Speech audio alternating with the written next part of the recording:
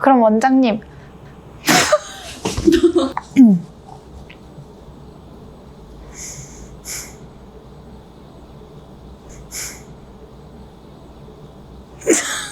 근데 그럼 뉴스에서 보면은 중독돼가지고 그러시는 분도 있는데 엄청 울었던 분 있지 않아요? 기억 안 나요?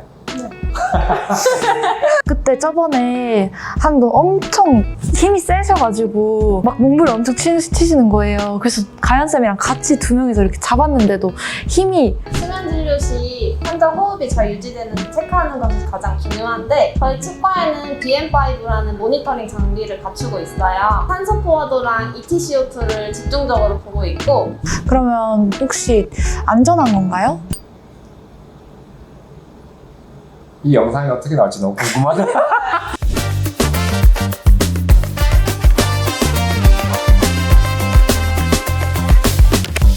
안녕하세요. 저는 서울 리멤버치과의 박정기 원장입니다. 자기소개 한 번씩 해주세요. 네, 안녕하세요. 저는 서울 리멤버치과의 치과의생사 1년차 이채연입니다. 안녕하세요. 저는 서울 리멤버치과 치과의생사 4년차 고예원입니다. 네, 자 오늘은 치과에서 하는 수면진료에 대해서 좀 여러 가지 얘기를 나눠볼까 하는데요. 저희 1년차 채연쌤이 궁금해하는 게 많기 때문에 같이 얘기 나눠보면서 채연쌤과 시청자분들이 같이 알아가는 시간을 가져보면 좋을 것 같습니다. 자, 오늘은 수면 진료에 대해서 말해볼 건데요.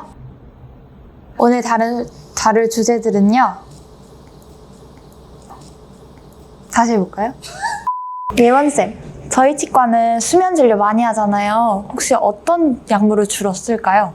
우리 치과는 미다졸람, 케타민, 프로포폴 사용하고 있고 주로 미다졸람이랑 케타민 섞어서 사용하고 있어요. 오, 그럼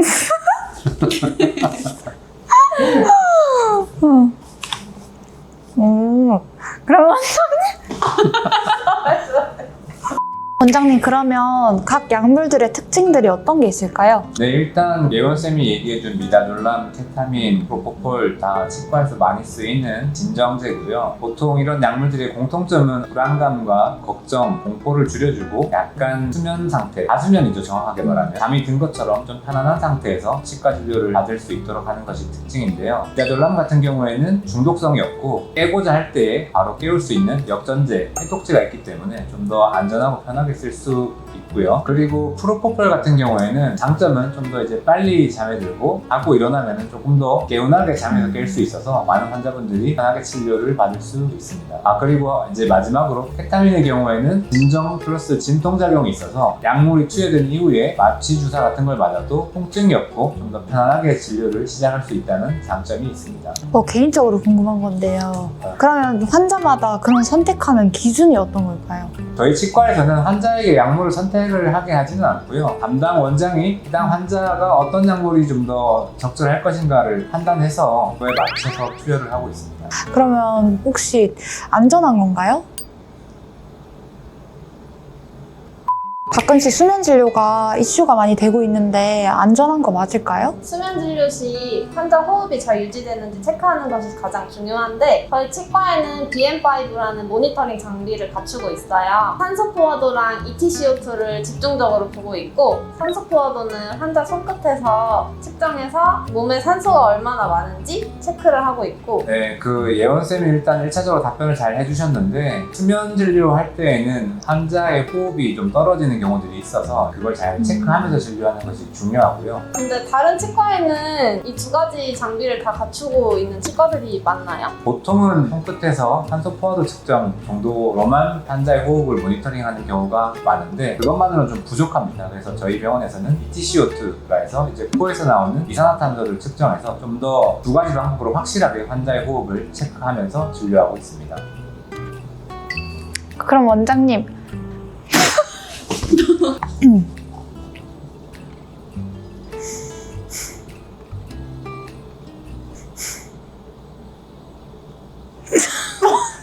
치과에서 하는 하는 수면 마취가 전신 마취랑 뭐가 다른 거예요? 보통 저희 치과에서 많이 하는 수면 진료는 정확히 말하면 의식화 진정법이라 해서 환자의 의식이 있습니다. 잠이 든 듯 안 든 듯 그런 정도 상태에서 환자분 스스로 자가호흡을 하면서 진료를 하는 게 이제 의식이 있는 상태에서 진정, 환자의 어떤 공포나 불안을 줄여주면서 진정시킨 상태에서 진료를 하는 것이고요. 보통 큰 수술을 할 때 하는 전신 마취는 환자의 의식이 전혀 없고 스스로 호흡도 할 수 없어서 기계가 환자의 호흡을 유지시켜주고 해야 되는 것이기 때문에 완전 다르다고 볼 수 있습니다. 그러면 수면 진료를 하고 있는 치과들이 많은데 어떤 치과를 선택해야 좋을까요? 우선 수면 경험이 많은 의료진과 호흡을 잘 관찰할 수 있는 모니터링 장비를 잘 갖추고 있는 치과를 선택하는 것이 가장 좋을 것 같아요. 예원쌤, 그러면 수면 마취가 잘 안 되는 사람의 특징 같은 게 있을까요? 약물에 대한 반응도 개인차가 있기 때문에 환자분들마다 다르지만 전날에 술 드시고 오신 환자분들이나 정신과 약 복용하시는 분들, 수면제 복용하시는 분들은 진정 효과가 생각보다는 약하게 나타날 수 있어요. 네, 그리고 수면 진료하는 도중에 간혹 구토하시는 분들이 있기 때문에 시술 몇 시간 전에 음식을 권하는 경우가 있고요. 어떤 식사를 했냐에 따라서 권장되는 시간은 좀 차이가 있긴 하지만 평균적으로는 저희는 4시간 정도 음식을 권하고 있습니다. 예원쌤, 그러면 저희 치과는 어떤 진료를 수면 진료로 하고 있나요? 저희 치과는 치과 공포 많으신 환자분들이 많이 내원하시기 때문에 스케일링이나 간단한 충치 치료, 사랑니 발치, 임플란트, 리얼네이트까지 모든 진료를 사실 환자분들이 수면 진료로 받으실 수 있어요. 어제 그럼 뉴스에서 보면은 중독돼가지고 그러시는 분도 있는데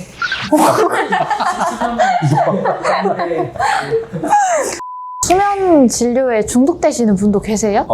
약물마다 차이는 있는데요. 보통 치과에서 대부분 많이 하고 있는 미다졸람 같은 경우에는 중독이 되거나 하는 경우는 거의 없고, 실제로도 저는 한 번도 그런 케이스를 본 적이 없고, 그다음에 뭐 뉴스에 가끔씩 언급되는 프로포폴 같은 경우에는 자주 사용하게 되면은 의존성이 좀 생긴다라고 해서 보건소에서 그걸 제한하고 있습니다. 그래서 환자가 계속 원한다고 해서 계속 해줄 수 있는 게 아니라 이제 정해진 횟수만 보건소에서 정해준 대로 하고 있기 때문에 그런 거 걱정 안 하셔도 되고, 대부분의 환자들이 문제없이 잘 치료받고 계십니다.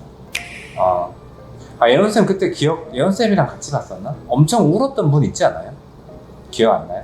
네. 제가 봤던 분 중에는 돌아가신 어머니를 기억나죠. 돌아가신 어머니를 뵀나? 막 그래서 진료 도중에 엄청 환자분이 우셔가지고 저도 되게 당황했거든요. 근데 아프셔서 그런가? 아니면 무서워서 그런가? 해서 당황하면서 어쨌든 진료를 잘 마치고 끝나고 물어보니까 꿈에서 이제 돌아가신 뭐 어머니를 뵀다 이런 분도 계시고, 근데 진료하는 사람 입장에서는 꿈꾸시고 이런 건 분들은 사실 진료하는데 어렵진 않은데 또 막 엄청 움직이고 하시는 분들은 붙잡고 해야 되다 보니까 저희가 진료할 때 좀 힘들긴 하지만 환자분들은 끝나고 뭐 기억을 잘 못하십니다.